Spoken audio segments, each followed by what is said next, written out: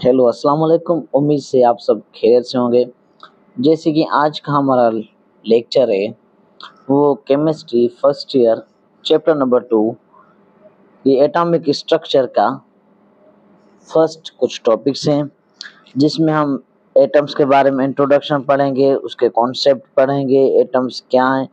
Firstly series beginning थी एक की सबसे पहले ग्रीक फिलोसोफर डेमोक्रिटस ने एक आप कह सकते हैं कि एक बुनियादी डेफिनेशन दी। उन्होंने कहा कि सारी चीज़ें एक पार्टिकल से बनी हुई हैं, उसका नाम एटम है। Fundamental particle is atom. उसमें उन्होंने कोई एक्सपेरिमेंटल टेक्निक नहीं थी, उसका कोई बुनियाद आप कह सकते हैं कि उस वक्त नहीं था। एक्सपेरिमेंटल वर्क उस वक्त नहीं था, बस just name and little bit definition introduction हुई थी। उसके बाद मुख्तलिफ scientist John Dalton series of scientist ने डिस्कवरीज की और मॉडर्न डेफिनेशन बनाई एटम की। अब एटम की मॉडर्न डेफिनेशन में हम कहते हैं the atom is made up of subatomic particle electron proton neutron. ये तो कॉमन डेफिनेशन हो गई कि एटम्स वो है जो 3 पार्टिकल्स का बना हो। बेसिकली उनको हम एलिमेंट्री या फंडामेंटल पार्टिकल्स कहते हैं। लेकिन एक और डेफिनेशन भी है कि हम कहते हैं कि ऐसा सब्सटेंस जो further more can't divide. Atom को आप फर्दर मोर माइक्रोस्कोपिक लेवल तक ज्यादा इसको डिवाइड नहीं कर सकते। एटम के बाद एंड है, आप ऐसा नहीं कर सकते कि आप एटम्स को ब्रेक डाउन नहीं कर सकते। बेसिकली जो हम एटॉमिक रेडियस लेते हैं वो बेसिकली एक एटम का नहीं होता, क्योंकि एटम की साइज इतनी टाइनी और स्मॉलेस्ट होती है। वो एटम दो एटम्स के बीच का डिस्टेंस को हम एटॉमिक रेडी की डेफिनेशन में लेते हैं, यानी कि एटम के एक एटम के दूसरा एटम कितना दूर है उसके रेडियस को हम कहते हैं यहाँ कि ये एटॉमिक रेडियस है। उस एटम के सेंटर से लेकर दूसरे एटम के आउटर तक कितना डिस्टेंस है उससे हम एटॉमिक रेडियस कहते हैं। हम खुद एक एटम का एटॉमिक रेडियस भी डिस्कवर नहीं कर सकते ड्यू टू इसकी स्मॉलेस्ट साइज। उसके अलावा मॉडर्न एरा में जैसे जैसे इलेक्ट्रॉन माइक्रोस्कोप, उसके अलावा कंपाउंड लेजर माइक्रोस्कोप जिद्दत आती गई तो डिस्कवरीज हुई, न्यू डिस्कवरीज में कुछ न्यू पार्टिकल्स बने। फोटॉन उसमें सबसे बेस्ट पार्टिकल डिस्कवर्ड हुआ। हम कहते हैं कि लाइट जो है वो फोटॉन की बनी हुई है। आया कि फोटॉन्स हैं क्या? हम कहते हैं फोटॉन्स वो हैं स्मॉल पैकेट्स ऑफ एनर्जी है। इस तरह बुनियादी पार्टिकल्स और भी डिस्कवर हुए, न्यूट्राइनो हुआ, पॉजिट्राइनो, पायोन्स एंड म्यून्स हुए। अब ये पार्टिकल्स डिस्कवर हुए, लेकिन ये कब होते हैं? जब केमिकल रिएक्शन टुवर्ड्स कंप्लीशन में होने लगता है तो जे जस्ट गॉट वेनिश। कुछ मिली सेकेंड्स या सेकेंड्स के लिए पार्टिकल्स होते हैं बहुत ही ज्यादा अनस्टेबल और रिएक्टिव होते हैं, रेडियो एक्टिव पार्टिकल्स होते हैं बेसिकली ये एटम के। उसके बाद discharge tube experiment, basically discharge tube experiment हम कहते हैं discovery of cathode rays.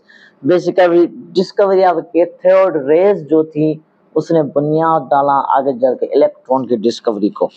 Electron की डिस्कवरी कैसे हुई? 2 फिटेड ट्यूब रखा गया मेटालिक इलेक्ट्रोड्स में, एक कैथोड का गया एक एनोड का गया। वो फिल्ड गैस वेपर या किसी भी सब्सटेंस के साथ और उसमें एक प्रेशर सेट किया जाता है। आज तो ये मॉडर्न मिलते हैं, कैथोड सेल्स होते हैं, फुली डेवलप्ड होते हैं, इंडस्ट्रियल पर्पस के लिए यूज होते हैं। लेकिन उस टाइम ये बहुत बड़ी चीज थी। कनेक्ट किया उसे हाई वोल्टेज बैटरी के साथ तो देखें कि कुछ पार्टिकल टूवर्ड्स रिफ्लेक्ट हो रहे हैं एनोड से और मूव आउट कर रहे हैं कैथोड की तरफ। तो उन नेगेटिव पार्टिकल्स चार्ज को उन्होंने नेम दिया, ये क्या है? ये है इलेक्ट्रॉन्स। सबसे पहले जे जे थॉमसन ने नोटिस किया कि ये कुछ चीजें इस तरह फॉरवर्ड हो रही हैं कैथोड की तरफ, लेकिन उसने उसको कोई नेम सजेस्ट नहीं किया। हम ये नहीं कह सकते कि जो इलेक्ट्रॉन नेम है वो इलेक्ट्रॉन नेम सजेस्ट हुआ 1886 पे। 1886 में स्टोनली साइंटिस्ट, क्योंकि जे जे थॉमसन के पास ये एक्सपेरिमेंट कैरी फॉरवर्ड हुआ, फराडे के हाथों, क्रोक्स के हाथों भी ये एक्सपेरिमेंट फॉरवर्ड हुआ है। उसके बाद हम कहते हैं प्रॉपर्टीज ऑफ कैथोड रेज, यानी कि इलेक्ट्रॉन्स की कुछ प्रॉपर्टीज भी हों। आया इलेक्ट्रॉन्स क्या है? इलेक्ट्रॉन्स की कौन कौन सी प्रॉपर्टीज हैं, इलेक्ट्रॉन को डिस्कवर किसने किया, वो तो हमने जान लिया। अब इलेक्ट्रॉन की प्रॉपर्टी में सबसे पहले प्रॉपर्टीज थी जो जे पेरिन ने डिस्कवर की थी 1895 में, कि ये नेगेटिव चार्ज पार्टिकल्स है। जेन पेरी ने एक और प्रॉपर्टी डिस्कवर की कि ये तो मैग्नेटिक और इलेक्ट्रिक फील्ड से डिफ्लेक्टेड हो रहे, यानी कि ये तो मैग्नेटिक और इलेक्ट्रिक फील्ड के अंदर क्रिएट ही नहीं कर रहे हैं। जे जे थॉम्सन ने नोटिस किया कि ग्रीन फ्लोरेंसी लाइट रोशनी नजर आ रही है जब वो गिलास ट्यूब के अंदर इनकी प्रेजेंस शो होती है, यानी कि एक ग्रीन लाइट फ्लोरेंसी इनकी प्रेजेंस की निशानी बन गई। हेड्रोफ 1869 ने उन्होंने कहा कि कैथोड शार्प पेनेट्रेटिक रेज हैं, वो ओपेक ऑब्जेक्ट को भी पार कर सकते हैं। उसके बाद उन्होंने डिस्कवरी की कि जो एक्स रेज हैं बेसिकली वो भी तो कैथोड रेज या इलेक्ट्रॉन ही बनाते हैं। आया कि अगर उनको एनोड की तरफ मारा जाए, एनोड पॉजिटिव टर्मिनल की तरफ उन्हें मारा जाए तो वो क्या करते हैं, वो तो चार्ज बनाते हैं। वो कौन सी चार्ज, वो एक एक्स रेज बनाते हैं। वो एक्स रेज इलेक्ट्रॉन्स जो बनाते हैं उसे हम कहते हैं कौन सी रेज है, वो एक्स रेज। फिर पॉजिटिव रेज या कैनाल रेज या उन्हें हम सिंपली कहते हैं प्रोटॉन्स। गोल्डस्टीन जर्मन फिजिस्ट थे, उन्होंने कैथोड रे ट्यूब के अंदर ये एक्सपेरिमेंट किया था। डिस्चार्ज ट्यूब के अंदर मॉलिक्यूल्स जो थे वो लूज होके पॉजिटिव आयंस की तरफ जा रहे थे, जो वहां से लूज हो रहे थे। इसके लिए उन्होंने नियोन गैस इस्तेमाल की थी, तो उन्होंने उससे मूव फॉरवर्ड जो जा रहे थे कैथोड की तरफ, यानी कि वो उनके ऊपर चार्ज पॉजिटिव थी तभी वो कैथोड की तरफ डिफ्लेक्टेड हो रहे थे। बेसिकली उन्होंने नाम दिया ये प्रोटॉन्स हैं, positively charge particles in an atom. उसकी कुछ प्रॉपर्टीज थी, यानी कि वो स्ट्रेट लाइन में ट्रेवल करते हैं, वो डिफ्लेक्टेड हो जाते हैं, इलेक्ट्रिक फील्ड और मैग्नेटिक फील्ड दोनों से वो टुवर्ड्स कैथोड की तरफ चार्ज पार्टिकल की तरफ डिफ्लेक्शन करते हैं। 1837 टाइम्स ज्यादा 1837 टाइम्स ज्यादा उनका वेट होता है इलेक्ट्रॉन से। वो प्रोड्यूस करती है फ्लैशेस, यानी एनोड को हम पहचान सकते हैं जिंक सल्फेट प्लेट के अंदर, सिर्फ जिंक सल्फेट के अंदर वो फ्लैशेस करती है। उसके बाद डिस्कवरीज ऑफ न्यूट्रॉन्स आए। न्यूट्रॉन हमारा 3 फंडामेंटल एलिमेंट्स में लास्ट एलिमेंट था। क्रोक साइंटिस्ट रदरफोर्ड ने इस एक्सपेरिमेंट को फॉरवर्ड किया 1932 तक। 1920 रदरफोर्ड ने प्रेडिक्ट कर लिया था, लेकिन किसको मालूम नहीं था कि न्यूट्रल भी एटम के अंदर न्यूट्रल भी स्पीशीज होंगी, न्यूट्रल एटम होंगे।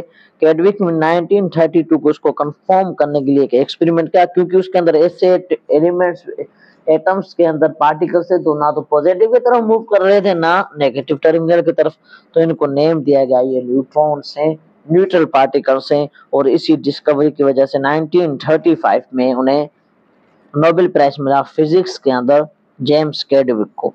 अब इसकी कुछ प्रॉपर्टीज हैं, they can't ionize the gas, वो गैसेस को आयोनाइज नहीं कर सकते, यानी कि हाई पेनिट्रेटिंग पावर होता है, ये डिफ्लेक्ट होती है मैग्नेटिक और इलेक्ट्रिक फील्ड के अंदर। नॉकआउट स्पीड इनकी प्रोटॉन से ज्यादा होती है।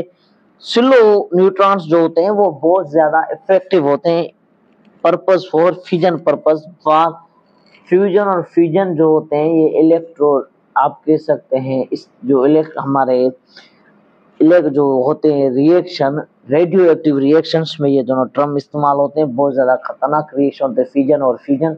इसमें जो है कि न्यूट्रॉन्स जो होते हैं वो ज्यादा करते हैं। बेसिकली फ्यूजन फ्यूज हो जाना और फ्यूजन मींस ब्रेक डाउन करना। जैसे ब्रेक डाउन होते हैं वो ब्रेक डाउन में स्लो न्यूट्रॉन्स के रेज उनके ऊपर फॉरवर्डेड की जाती है, बम्बार्डमेंट की जाती है, तो स्लो जो न्यूट्रॉन्स होते हैं और मोर डेंजरस होते हैं एज मोर कंपेयर टू जब उनकी स्पीड ज्यादा हो। सो ये हमारा आज का लेक्चर था। Thank you your host Ehsan Bloch.